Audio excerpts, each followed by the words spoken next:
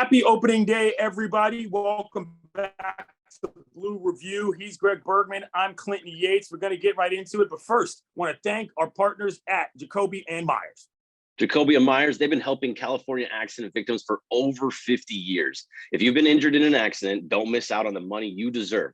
Choose Jacoby and Myers. As I said, this is when it all kicks off. Personally, I'm in New York City. It's a little too cold for me to be out at the ballpark right now, so I'll wait till I get back to California for that. But opening day is obviously happening in Los Angeles, and there's a fun little thing that's going on before the game. We all know that Urias is starting the actual matchup, but the Dodgers are honoring some legends before the game.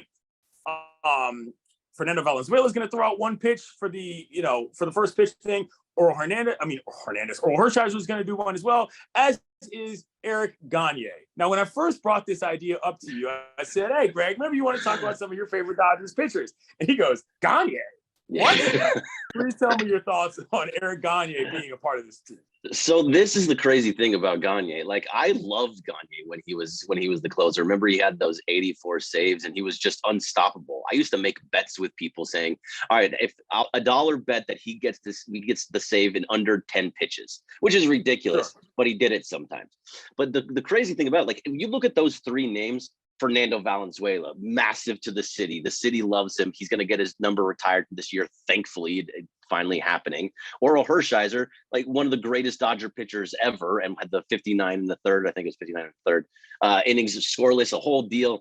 And then you have Eric Gagne. And Gagne is only really known for, steroids for the most part, which is the crazy part. Like, I had an Eric Gagne jersey. He was the last person that I had a jersey of, because he, after the steroid thing, was like, I can't show my face wearing a Gagne jersey at Dodger Stadium. So me and my buddies, what we would do is we would actually get one of those big muscular suits that you put on. So you put the big muscular suit on, and then you put the Gagne jersey over the muscular suit. That's a good bit. It looks like it's a really, like, I'm like, oh, hey, we got to use the jersey somehow. So yeah, it was God, Eric Gagne. I can't believe that he's the dude that's going to be doing this. Like, I don't even know that I think of Gagne as a Dodger like that. I mean, you do, obviously, because he played for the team in those matchups against the Giants, and him against Barry Bonds were some of the most intense things in the 2000s. But it definitely seemed a little bit out of place. And my second question is Eric Gagne even sort of around the program anymore? Fernando's obviously a part of this team from a lifeblood standpoint. Oral is obviously on the broadcast. I can't even remember the last time I saw Eric Gagne in public. It seems like a very odd reach. Yeah, no, it is a bit of a reach. And I think he was in the minor league systems helping out for a little bit. Okay. So there might be a little bit something there. I'm not positive on that, but I believe that's true.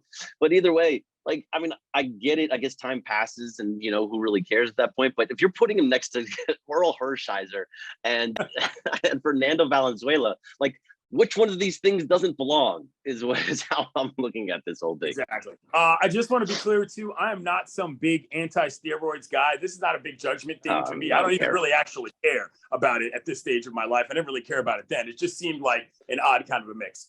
Couple other quick storylines. Some opening day. Aaron Judge goes yard on the first pitch he sees. That was pretty wild, Greg. What did you think about his start?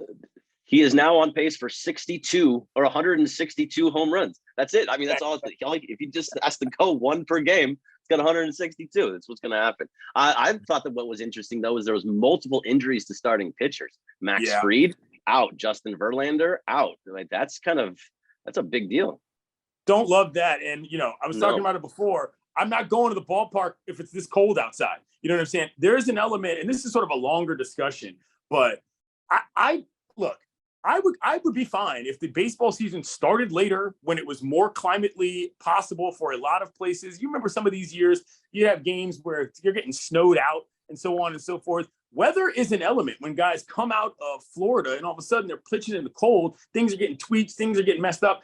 Look, I'm not going to go crazy and say, this is a real big problem. But if I had my druthers, I would move the start of the baseball season way back. Like, make sure. Way back. Why not start? I mean, because here's two things. You don't need to play this many games in a season. We're getting a little off track here, but that's not even okay. But we can talk about this on another day, but you want to go from 162 down. I want to go from 162 down, and the easiest way to do that to me would be starting the season later. You could get as late as Memorial Day as far as I care. You know what I'm saying? In terms of the number of days you're going to bang out and move everything back. That's kind of an extremist standpoint, but you hate to see it for the league. Never mind for these guys. For Deuce to come out day one, boom, can't throw anymore. That's not good for anybody's product, in my opinion. No, yeah, we can get into all that stuff another time, though. The last thing that I want to get into real fast, though, is that I love opening day and what they're doing now. I wish that everybody was still starting at the exact same time like they used to do, but I do love that they're not allowed to have an opener. So it has to be all your number one starting pitchers, all the best guys going out there on that first day. I love that. I just wish everybody was still starting at that same 1:15 Pacific time. It is a cool idea. The no openers, and obviously all the new rule changes are coming into play as well. We haven't really seen anything that's a big part of that yet, but I don't think we're going to make it out of day one without somebody getting banged for a pitch clock violation. Oh, man, I love the pitch clock. Go ahead. Give me all the violations. Make the games 2 hours to 2.5 hours. Right. I love it so much. I used to think I was an old head when it came to this stuff, but I love it. I think it's so great to have these games going fast. Well, Greg, thanks for, pitching on a spot start when you're a little bit under the weather. Thanks, you guys, for tuning in to Blue Review. Thanks again to Jacoby and Miles.